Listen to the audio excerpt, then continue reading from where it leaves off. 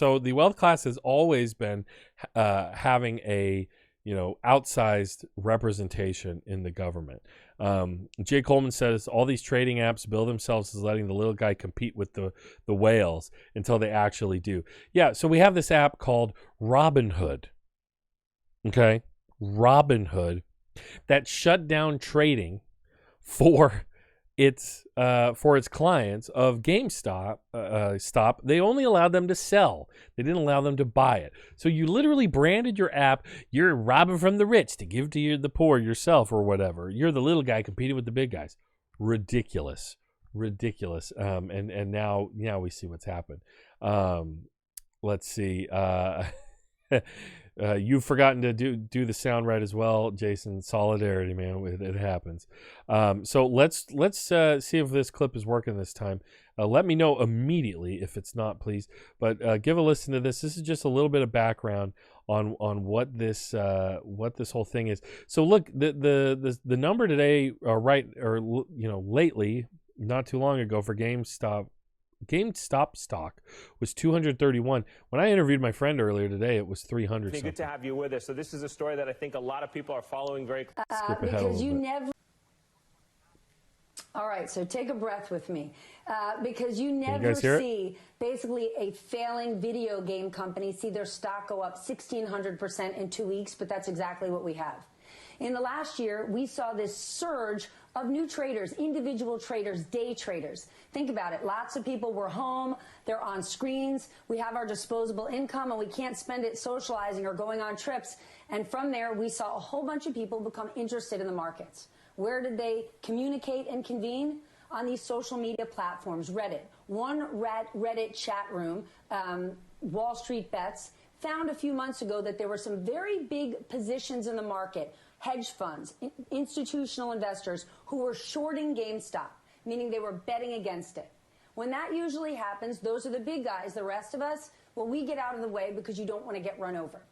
But this time was different. It's extraordinary. It's a cultural story, really. We saw en masse all of these individual traders start to buy up GameStop, buy it up, and that raises the price. And when that happens, it creates a short squeeze in the stock.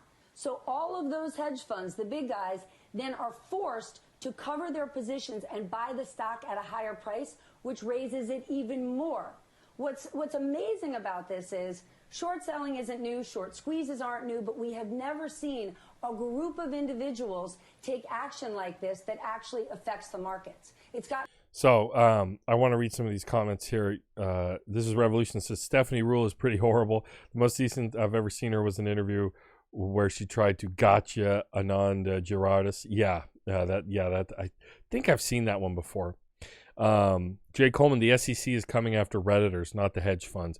Total class caste society. Absolutely. I agree with all of that.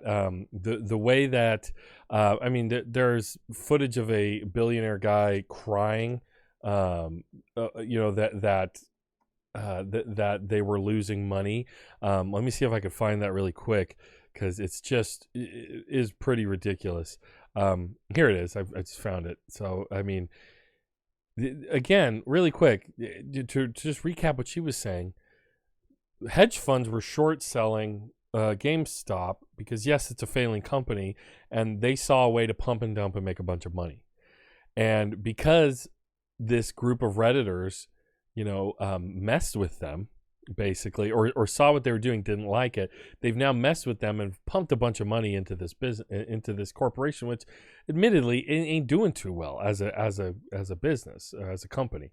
So let's hear. So because all these hedge funds have lost so much money, and because it's at the hands of, it's okay when the wealthy manipulate the stock market, keep in mind, but when regular people do it, it's a crime against humanity, according to this rich MFer right here.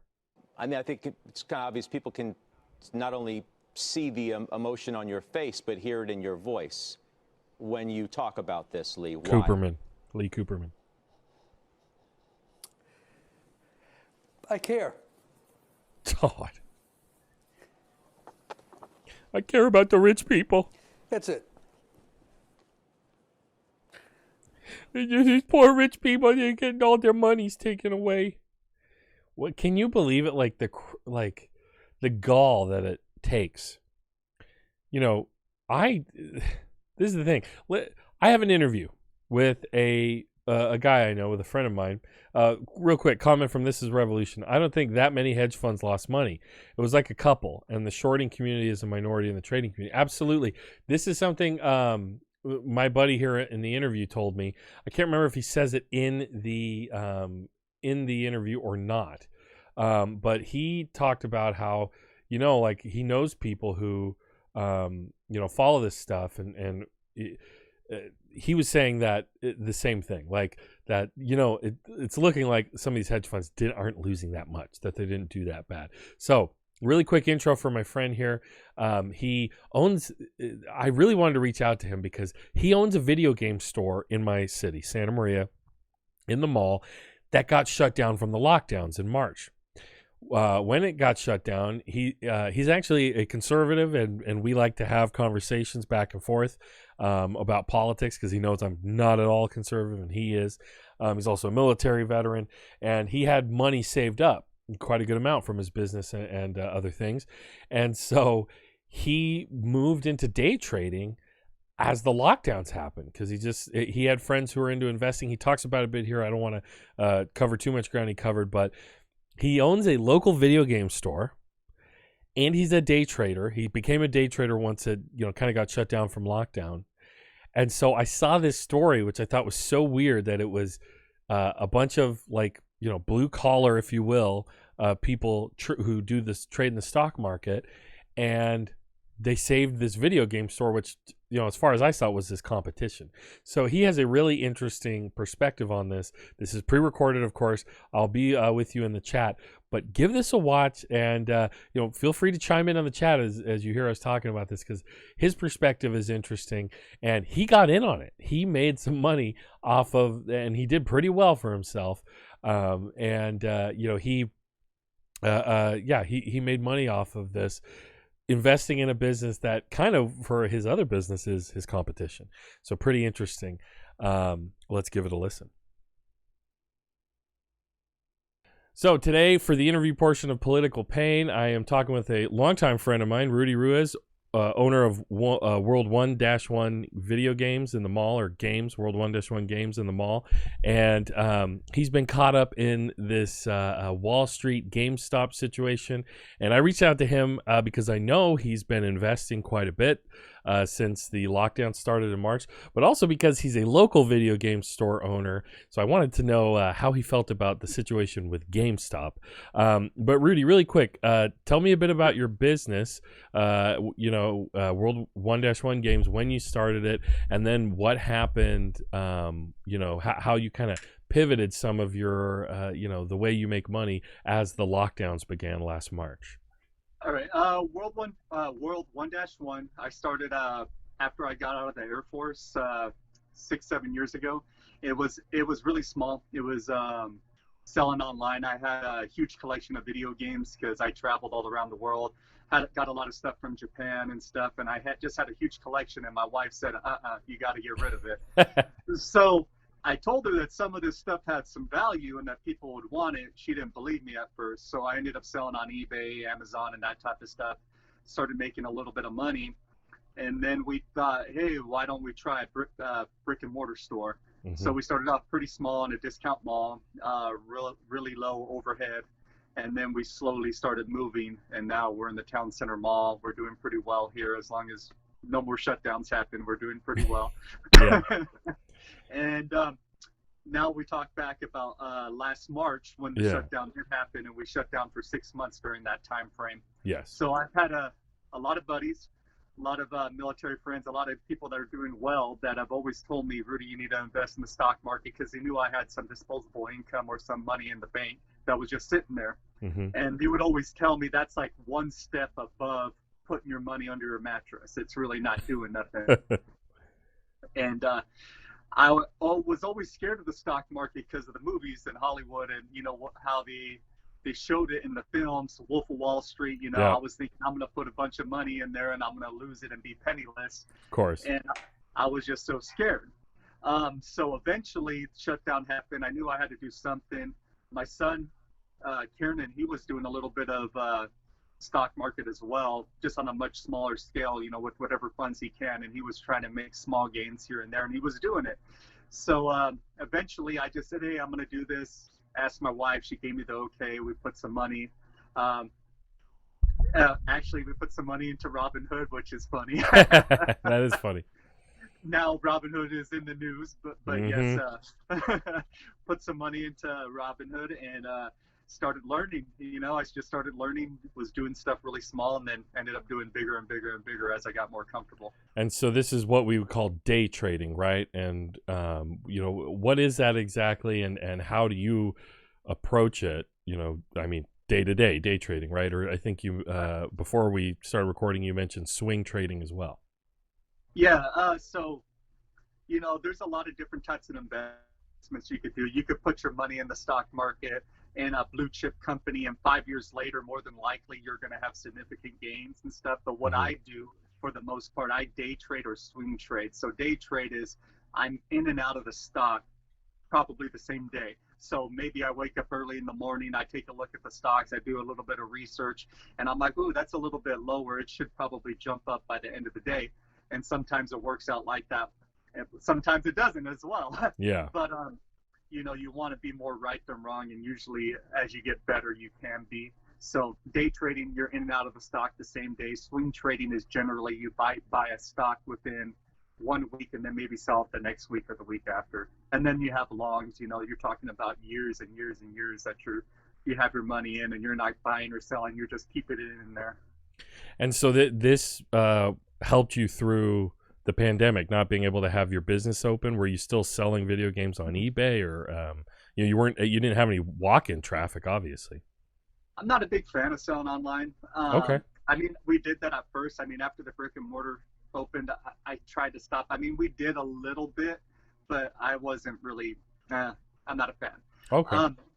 But when the pandemic and the lockdown hit, that was the most perfect time to put your money into the stock market, just because of how low it was. Oh. So you figure in January of last year, so a year ago from now, or a year ago basically, Yeah. The stock market was doing pretty damn good.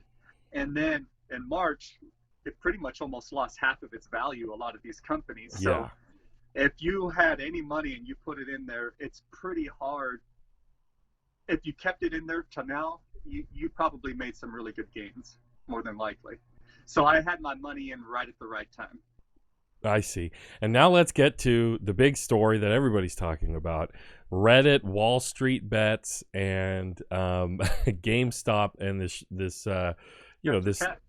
Say what? Oh, you see my cat? Yeah, this is her name is Hamburger, we call her. So we got her. Not cheeseburger? No, Hamburger. Hamburger. She's a little girl, and so we call her La Hamburguesa as well. But anyway, yeah, that's part of the feature of Political Pain is the cats are here. I have my cat tree in shot, so you never know when they'll show up. But what were we just talking about? Oh, yeah, obviously GameStop. Reddit. Yeah, and the Reddit thing. And so a hedge fund was basically short selling GameStop. Do you understand? A lot of people are trying to explain what even short selling is and why what these Redditors did backfired. I don't short sell any of my stocks, Okay. but basically what a short sell, or what they're trying to do, is they're borrowing a stock, they're selling it, and they're attempting to buy it back at a lower price. And then whatever the difference is, that's what they make. And Okay. they have some fees that they have to pay, and everything's different. But that's basically what they're trying to do. Now with the GameStop case, the stock's going through the roof. Yeah. So their shorts are garbage pretty much right now. And I think you mentioned, you said you got advice from somebody. I think you said your mentor who told you to jump in on this. Jump in on this. Tell me a bit about that story, and maybe why you might have been reticent to jump in at first and invest in GameStop. Well, I don't want to talk bad about another company, but I'm going to have to be honest. But it's a dying company. Yeah. Those Wall Street guys, the shorters, they thought so too. Yeah. That's why they were shorting it. I mean, even locally, the San Luis Obispo GameStop just recently closed down as well. Oh, I see. So, I'm so sorry, Joe. I was going off. Say it again. What was your question? Don't worry about it. Don't worry about it. It happens. It's you know, you heard from your mentor said, hey, Yes, I think there's something to this, right? Thank you. Yeah. Anyways, a week ago or so, or 5 days, 5-ish days, maybe a little bit more. Anyways, my mentor called me. He was the one that finally got me into the stock market, started hammering me. And it was like years of hammering, and finally I listened. But he was talking to me. He was like, hey, he was hearing that some stuff was about to happen. He wasn't 100% sure, but he felt really, really good. And he's like, Rudy, if you have some money, throw it at it. And he told me how, I won't mention any numbers, but he told me how much I should. I didn't do that much. I wish I did now. I didn't do that much, but I did sizable enough where I was able to make some pretty serious gains in a real short amount of time. Yeah, and I think you even said that you sold after a couple days, and maybe now you wished you'd waited a little longer. Well, I'll say it like this. Yeah. I bought, I'll tell you, I won't say how much I put, but I'll tell you about where I bought and where I sold. You bet. I bought at around $7-8. Yep. And I sold at around $144. Wow. So that's a pretty significant gain, but just even today, I'm not sure what it is right now, but even today, the stock is over $300. It might be lower now, but yeah. But this morning it was at over 300, right? Yes. So just imagine if I would have held that more, it could have been a lot more gains. But I'm not greedy. I'm really happy with how everything worked out. And it was funny. We were talking about this yesterday. Just imagine being at GameStop headquarters and this is happening to your stock. I can only imagine. They're just, the champagne must be running like water over there. Yeah, I just checked. As of right now, it's 339. Or wait, that's in the New York Stock Exchange. It's 1239 right here in California. It's 314. Oh, it just went to 313. So it's no, it's volatile right now. It's going to be jumping up and down. Of like course. Crazy. In seconds.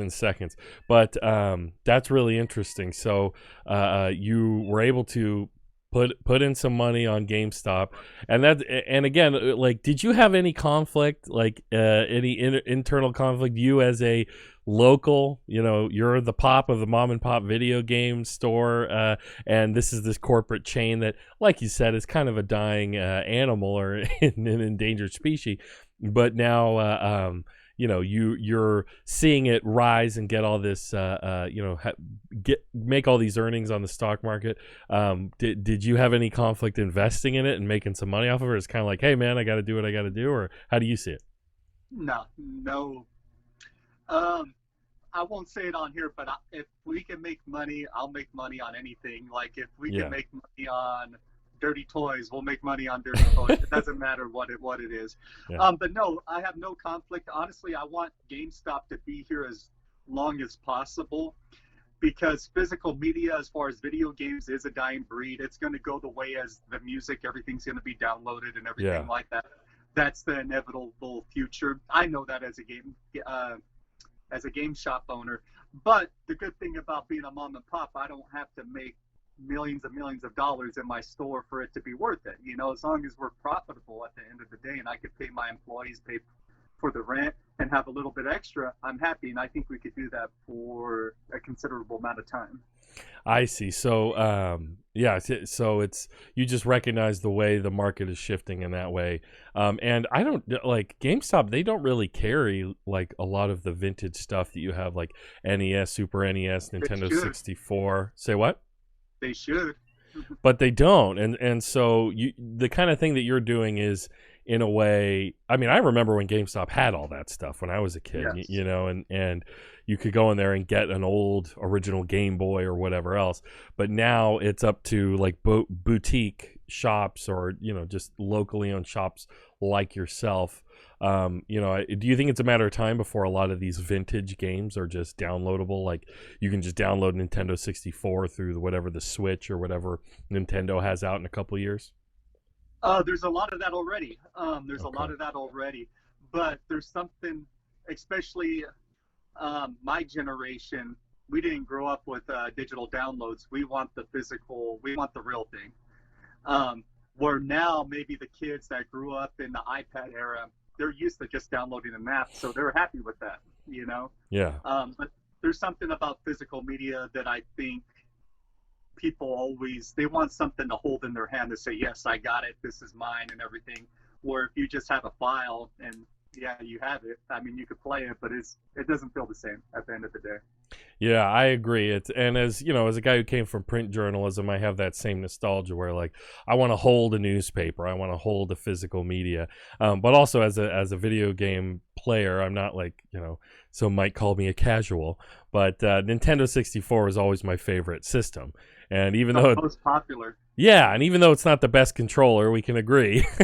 It's still is a great system. Had a bunch of great games, and there's something about, you know, having to blow into the cartridge and all these other things that come with physical video games.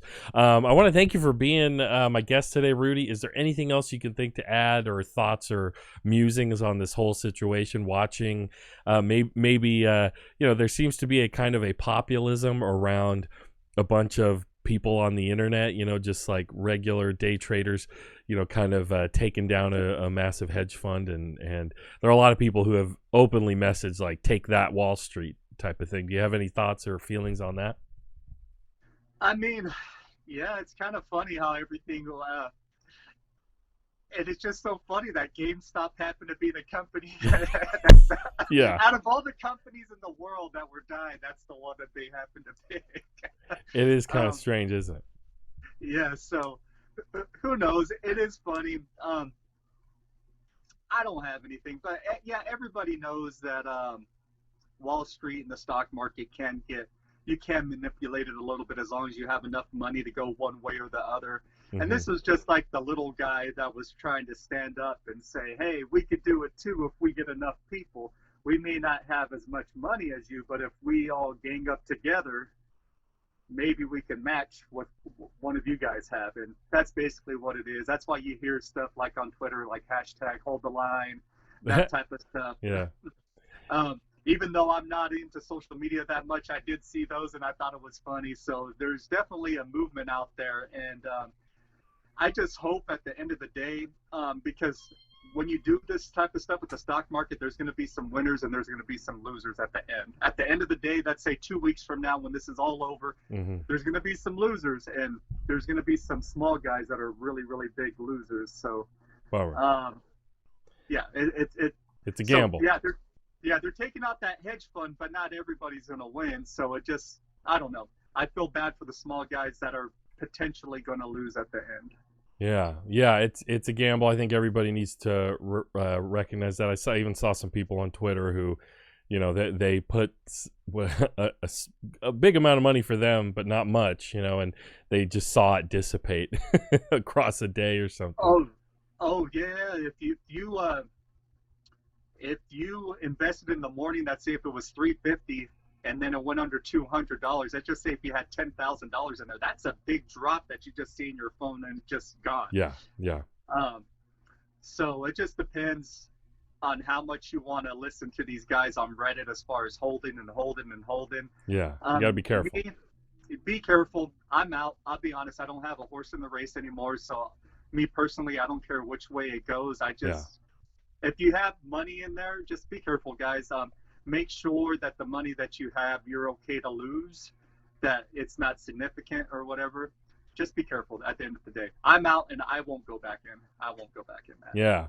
Well, you did well for yourself. You got out, or you got in and then you got out, and now you're sitting and watching it. I really appreciate you sharing your insight on this, Rudy. It was fun to find a local and a buddy of mine who had gotten involved in this whole thing. It is, you know, like you said, a collective action of a bunch of just, you know, day traders, blue collar day traders such as yourself, who maybe now aren't so little blue around the collar. You know, they're doing pretty well. But thanks again for coming on, Rudy. Thank you, Joe. Cool. All right, guys. So that was my interview with Rudy Ruiz, owner of World 1-1 Games in Santa Maria, California. And as you can hear, he did quite well for himself on investing in GameStop. stock. GameStop stock. Say it 5 times fast with me.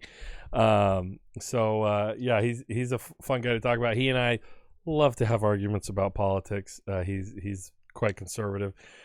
He is not, it's funny. He and I talked about the election a bit as it, all went down. And, he was not one of the people who believed it was stolen. He was just like, Joe Biden, whatever. I just hope he does a good job or whatever. So, he's a good example of somebody who, you got to remember about politics. People hold their beliefs for cultural reasons, for, experiences they had when they were young. And so, they might not be, you don't want to blanket a whole other side of the spectrum because it's a spectrum. But let's see. Jay talked about it in the comments during the interview, Jay Coleman, about losing lots of money in crypto. It happens, man. He says, I'm a loser. I'm accustomed to losing. Don't say that about yourself. He also says stonks. Yes, stonks indeed. Andrew K. I downloaded Robinhood and they just now let the account verification go through after 2 to 3 days of trying. Ooh, FOMO, man. Fear of missing out. So yeah, that's I just I by nature have a bit of an addictive personality. I've had my issues with that, and it runs in my family as it were as well. So I recognize that this was a thing like I would want to jump at and get involved in, but maybe I shouldn't do that. Maybe I probably shouldn't do that because I would be a Johnny come lately. And, then it wouldn't, then what would come of it, right? What would come of it?